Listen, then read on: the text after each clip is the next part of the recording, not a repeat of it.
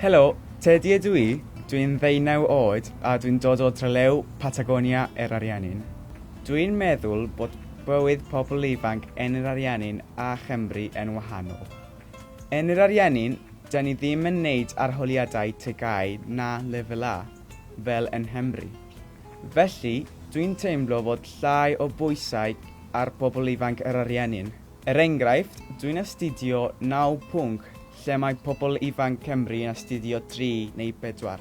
Wedyn, dwi ddim yn siŵr pa'n ydy'r anoddaf. Yn ail, mae ceir gan llawer o bobl ifanc yn Nghymru ac maen nhw'n mynd i mwy o lefydd heb eu rhieni. Does dim llawer o bobl ifanc yn gyrru ceir yn Eryriannin. Yn drydydd, dwi'n meddwl bod pobl ifanc Eryriannin yn treulio mwy o amser efo'u teuluoedd na phobl ifanc yn Nghymru. Dwi'n mynd allan efo fy ffrindiau i'r tafarn, ond dwi hefyd yn neud llawer o bethau efo fy nheulu. Enghraifft, da ni'n cael asados sydd rhyw fath o barbecue. Mae'r teulu i gyd yn dod i'r asados. Wedi dweud hynny, dwi'n meddwl bod pobl ifanc Eryriannin a Chymru yn debyg iawn. Mae mwy o bethau tebyg nag yn wahanol. Mae gyda fi ffrindiau yn Nghymru a'r Eryriannin a da ni'n mwynhau wneud yr un fath o bethau, fel mynd allan i'r dafar, mynd am dro neu just cwrdd yn y caffi.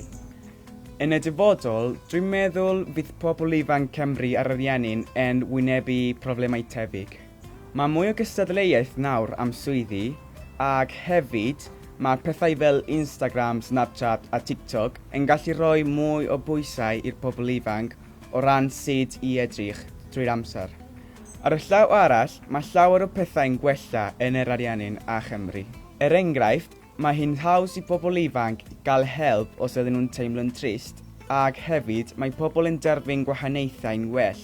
Dach chi hefyd yn gallu gwneud ffrindiau drwy bethau fel Instagram a Snapchat, a hefyd mae'n haws i cadw mewn cysylltiad efo bobl di jas yn weld unwaith. Felly dwi'n meddwl bydd bywyd i bobl ifanc yn haws mewn llawer o ffyrdd.